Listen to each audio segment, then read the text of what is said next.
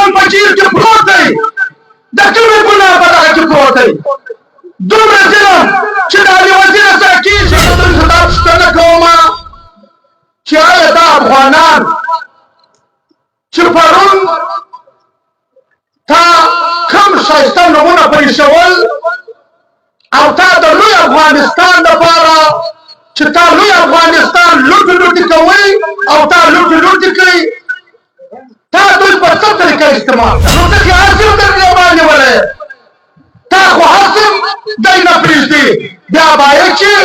د خپل قوم د خپل ولس د خپل انتخاب دپاره د دې ملتپالو ګوندو سره ودرېږي د دې ځای د پاکستان د فوجي کمیشنر ته ځای دا سوال وکړي چې ته چې د څونه اپرېشنو اعلان کوې تو خو اول د زړو اپرېشنو موږ ته سوال جواب راکړه ته د هغه جواب موږ ته راکړه چې تا څو دهشتګرد مړ کړو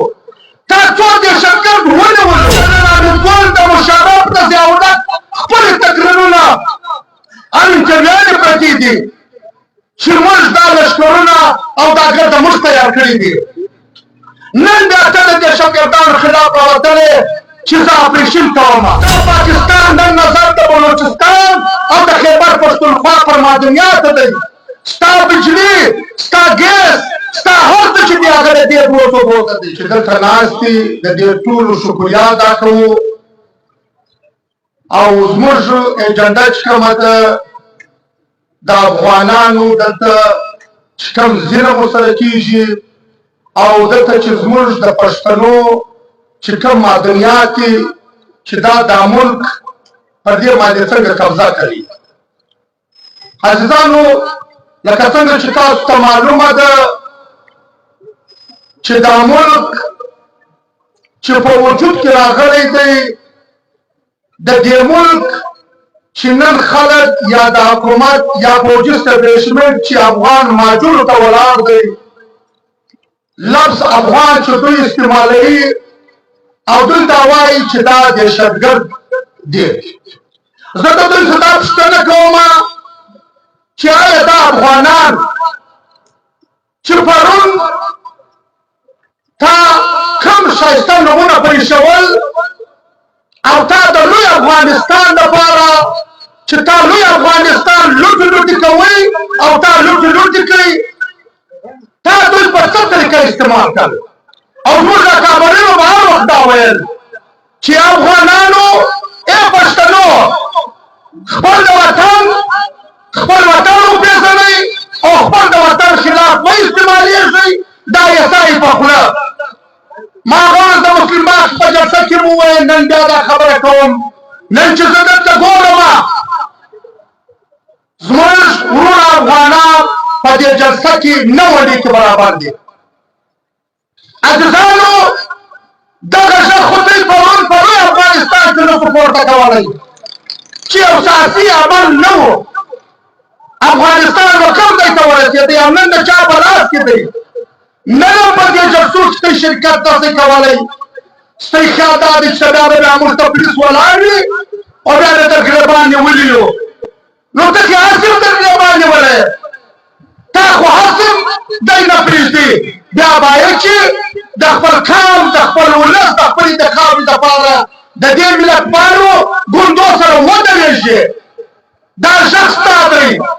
دا د لوی افغانستان اواز دی دا د لر افغان وطن یو ژغ دی او د دې ځای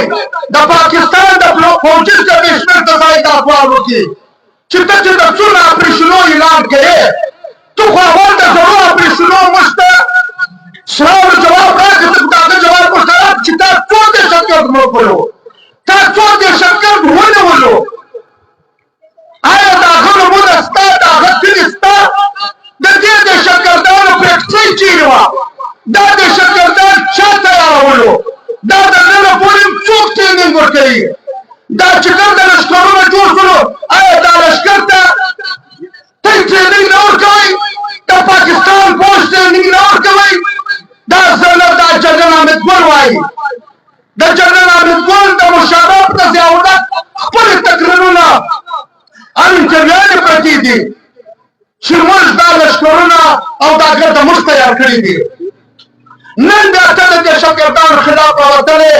چې زه اپریشن کوم، چې ستا خلک خو د تا سره بېنس دي، تا تیار کړي دي، ستا روزت سوي خلک دي، دلته د چا خلاف اپریشن کوې؟ ستا په سترګو کې خیره چې ده هغه د پښتون د بلوچ وطن مدنیات دي. ستا پښتون یا بلوچ نه دی پکار،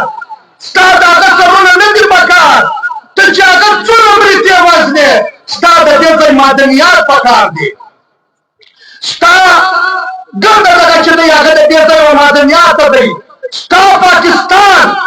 ستا پاکستان نن نظر د بلوچستان او د خیبر پښتونخوا پر مدنیات دی.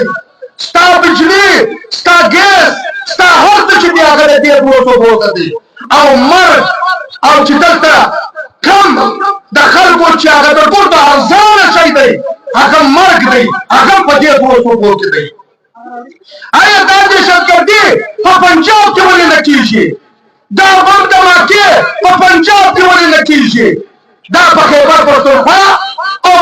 په بلوچستان کې ولې کېږي؟ دا د دې ګرده ملمه چې ده دا ستا د دغه سره ده. عزیزانو دا ملک دا ګرده دنیا چې څوک چلوي دا ملټي نېشنل کمپنیانې دا چلوي. نن د پاکستان وجود زه دا درته وایم چې ملټي نېشنل کمپنۍ دا وایي چې دا تابعه زموږ نه دی پکار. ولې هغه چې چیرې سروایور کولی شي د دې دپاره د هغه تابعه د پاکستان نه دی پکار. ته یوه دې درته سوچ وکړئ عزیزانو چې یوه نجلۍ مارنګ او د هغه ملګري چې هغه بیبو او سمیدین د دې سړی څومره ګبراو دي. یو په درو نجونو باندې دومره تشدد وکړئ چې نن یوه په چین کې د بله چیرې د بله چیرې ده چې ستا حکومت ستا فوجي سټیبلیشمنټ شته زه دومره طاقتور یم ته د درو نجونو طاقت ته لرې چې هغه په دې د طاقت ته لرې چې هغه د دې وطن او د بلوچ قام حقیقي نمایندګي کوي. نن تا ته خطره ده. او بل طرف ته ته دا وایې دلته انساني حقوق کمیشن ته زه دا اشاره کوم او دا ورته وایم چې نن زه تقریر نه شم کولی صادق پاکه بدۍ کې شته. نن زه دا درته وایم چې ستا